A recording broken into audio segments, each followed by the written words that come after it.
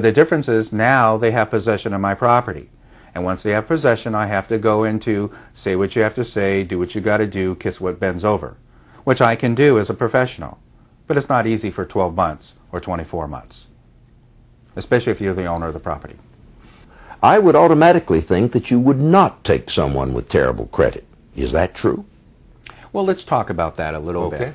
Let's say if you're an applicant with perfect credit, perfect references, I would like an income of 3 times the rent. So if we're talking a $1,000 a month house, I would like you to make 3 times a month rent.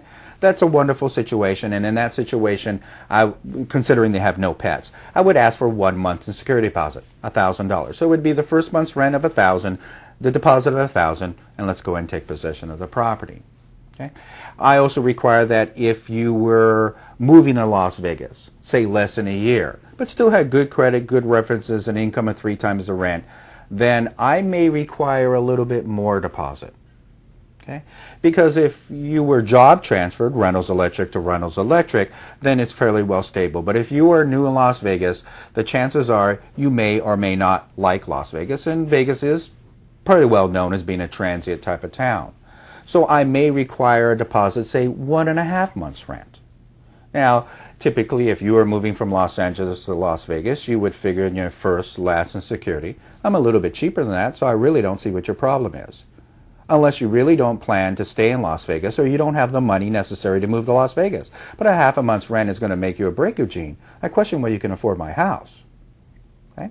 Now, you also may be moving to Las Vegas and have a few credit problems.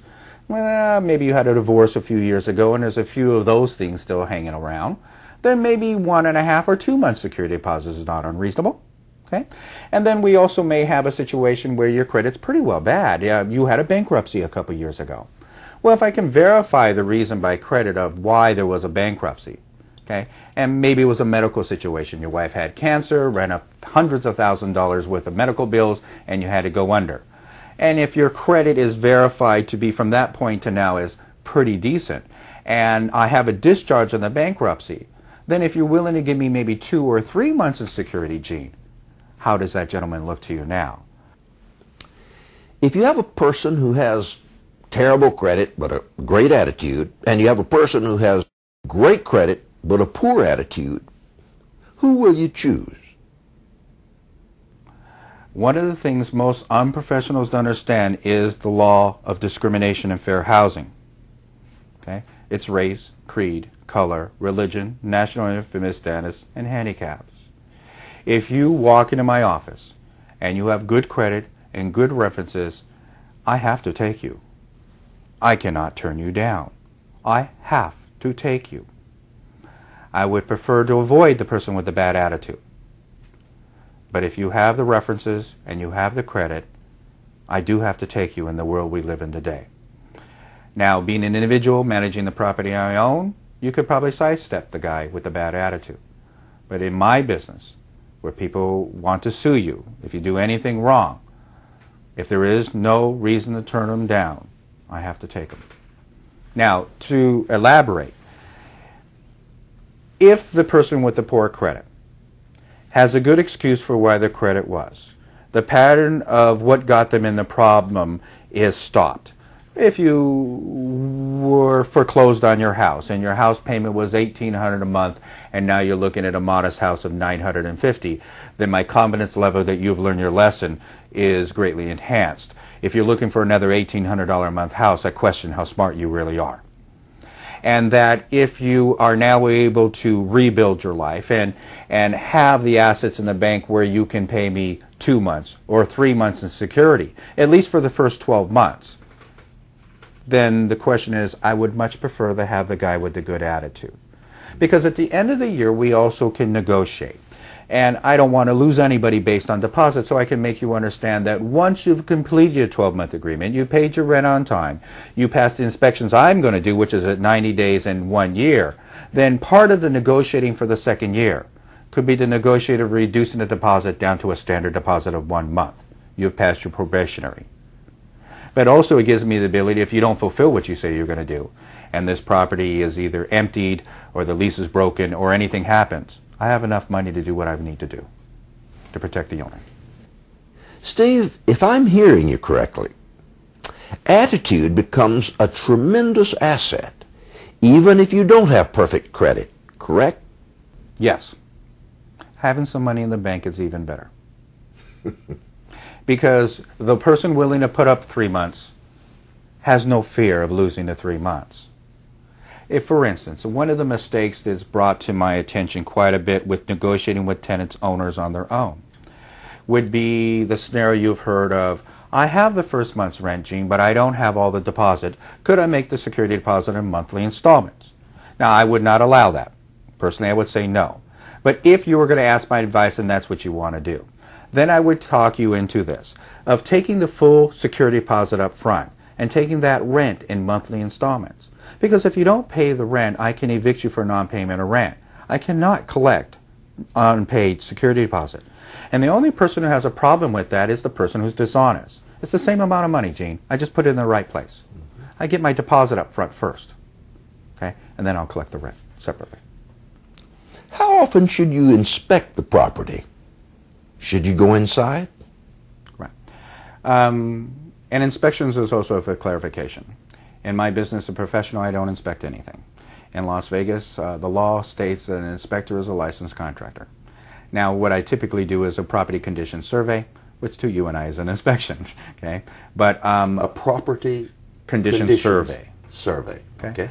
Because in my business, I am deemed not to be a contractor or a professional in anything more than what I do. For instance, if I see a crack in your driveway, I will let you know there's a crack in your driveway by the very large elm tree where the roots seem to be running along the driveway area. But if you ask me it's from the roots, I am not going to answer the question. You have a crack by the tree, by the roots. Okay. But so I can't claim anything to be as an expert in maintenance or an expert in contracting. My expertise is to know to call the right experts. Okay, I know that needs to be taken under advisement of an expert to come out and take a look and see that it is not settling, that it is not from anything else that could be there that would be a lot more damaging to your property than just tree roots. Okay, there could be a water pipe running underneath that thing causing it to heave. Okay. But inspections. First inspection we do is, of course, at the move-in of the property, and that gives us a very good chance to find out whether or not we're going to have a problem. It doesn't mean you can change the problem, but you can recognize it and get a feeling for the people of how to handle it later. The next inspection I'm going to do is at 90 days. Nice round number. It tells me at the 90 days, and I do go in and out. I want it both inside and out. It tells me whether or not possibly I can see that you have pets or occupants in the property is not approved, even though you could be having your wife walk the 2 dogs and the 4 kids the block right now waiting for me to call you to say it's okay to come back home. But I'm looking for those kind of things. Whether or not there's oil being dripped in the driveway, whether we're rebuilding a car in the garage that's not authorized, whether or not the pet is being maintained, whether the grass is being taken care of, are there problems with shower stalls or tile or anything that could turn from typical repairs and maintenance into damage. On this 90-day inspection of the property, do you give advance notice of the inspection? Yes. There are no surprise attacks. We want to let them know. Even if that technique is that if I do this requested inspection and the thought is sometimes, well, all they're going to do is fix it all up and make it perfect for the time I'm there. I'll take that. Okay. If that happens a couple times a year, at least you know that was done a couple times a year. But when I go through the property, if I see that there's a problem with the lawn, then I'm not just going to scold them or document it. I want to do something about it, Gene. Why don't I go into the garage, if that's where the clock is, fire up the sprinkler system, find out what the problem may be, see if I can give them some advice, if I can make a documentation of what it needs to be corrected. Okay? Because later on, then I'm going to send them a copy of the report and let them know what they're doing wonderful. But that if I see there's a problem in the grass, I'm going to document it and let them know that the time and effort necessary now to correct this problem is going to be a lot cheaper than what it's going to cost me to correct it later down the line. Offer them either assistance by getting the proper contractor or even trying to get them a discount. Or even, again, if I have to offer just to come out and set that sprinkler clock themselves when they made the repairs to avoid the problem from getting worse. Okay? But I want to see the property. I want to try to mutually get together and see that it's being maintained.